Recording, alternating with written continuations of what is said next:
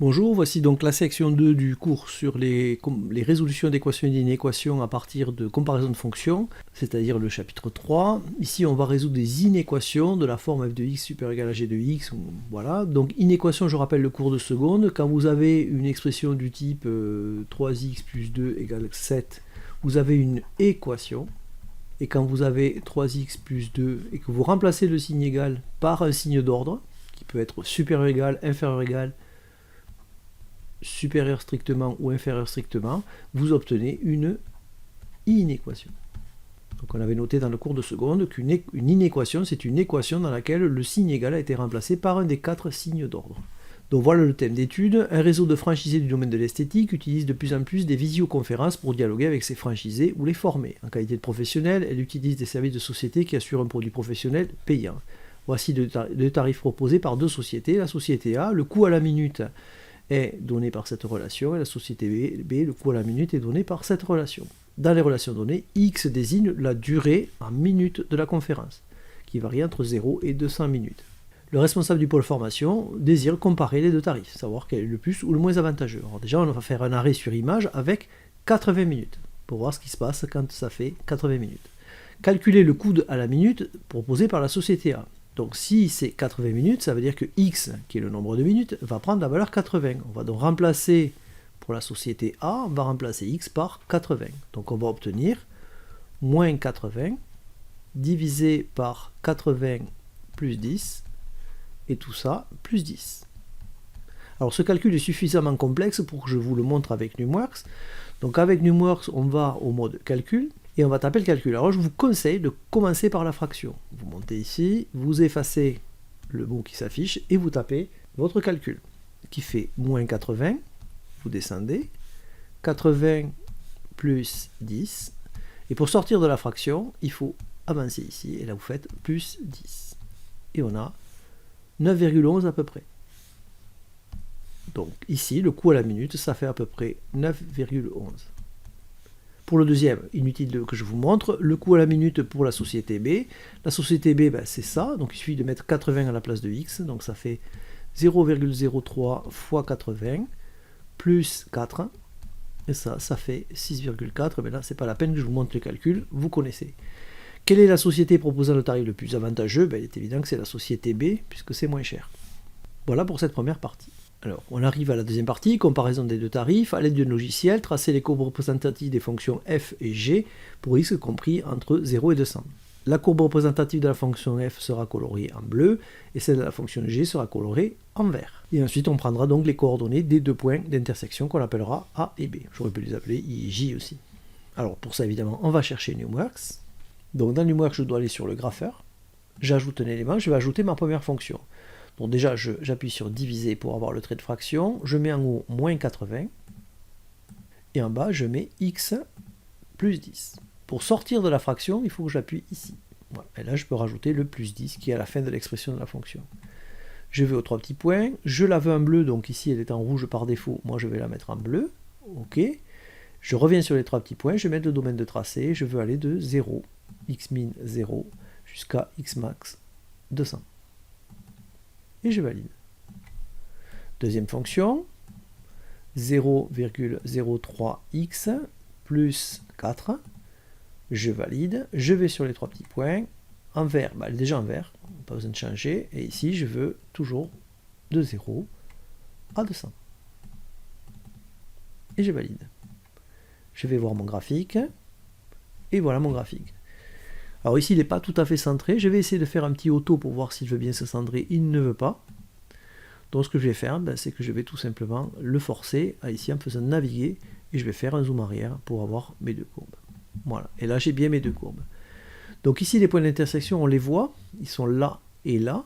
Donc je peux évidemment, pour les trouver, me déplacer dessus jusqu'à ce que le logiciel indique intersection. Et pareil pour l'autre, je peux aussi éventuellement utiliser calcul, rechercher, intersection, mais si c'est marqué c'est bon. Donc le premier point, les coordonnées sont 3,58 à peu près et 4,11. Et pour le deuxième point, donc je me déplace jusqu'au deuxième point d'intersection. Nous avons 186,42 et 9,59.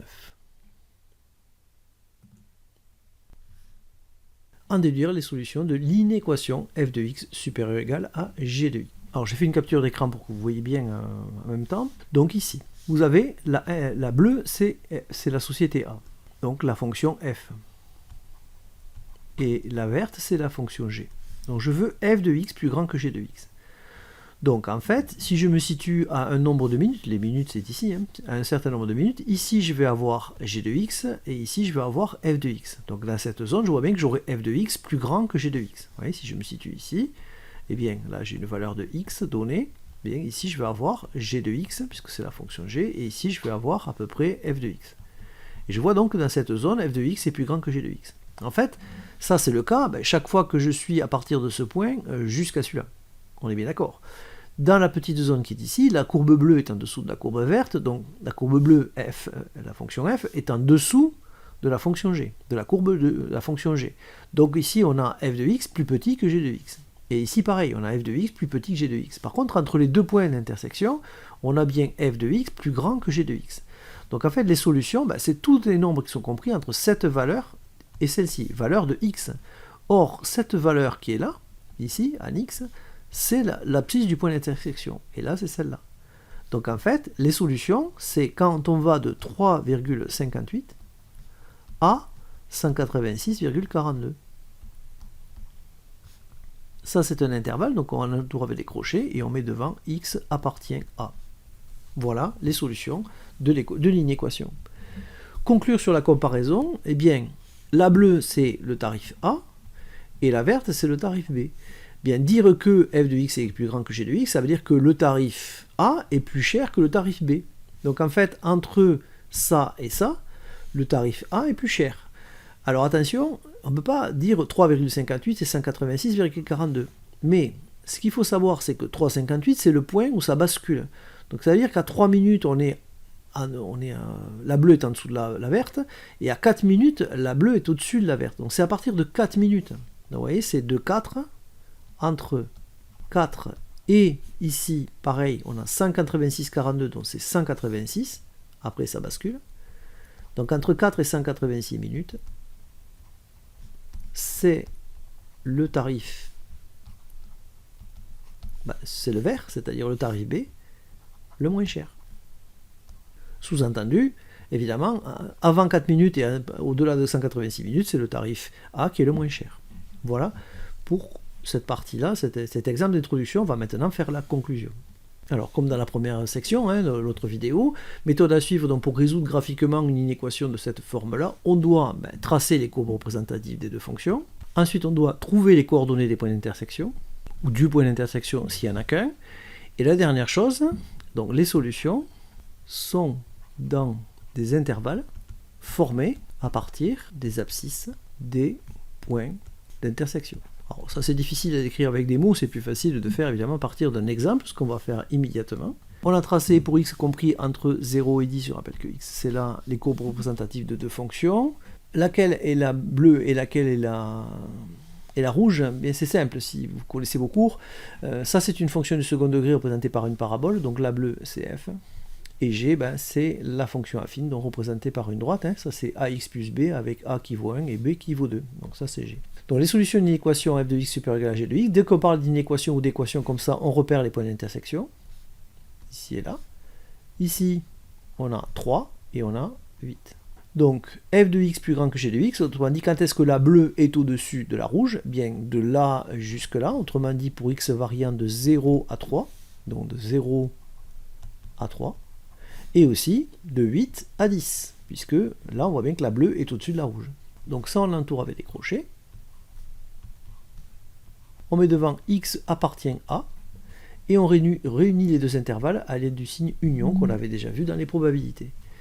Solution d'une équation f de x inférieure ou égale à g de x, donc quand est-ce que la bleue est en dessous de la rouge? La bleue est en dessous de la rouge, en fait, entre là et là, donc c'est-à-dire pour x variant de 3 à 8. On marquera x appartient à l'intervalle qui va de 3 à 8. Voilà, c'est la fin de cette vidéo.